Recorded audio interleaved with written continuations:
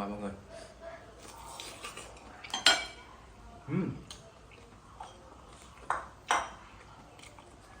Ngon quá mọi người.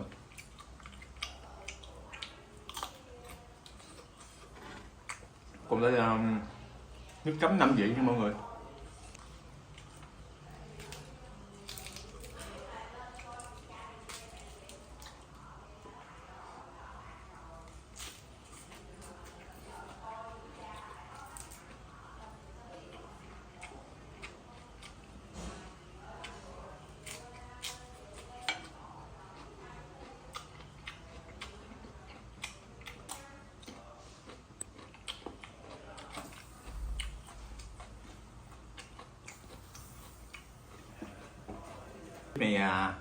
Bếp này là có lý mọi người.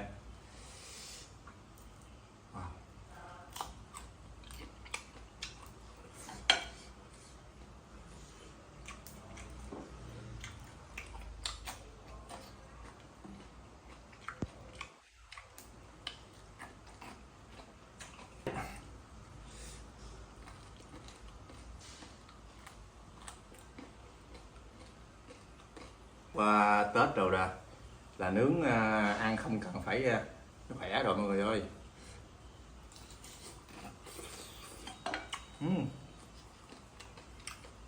Cơm lam dưới quê gửi lên đó mọi người. Thịt một cây à.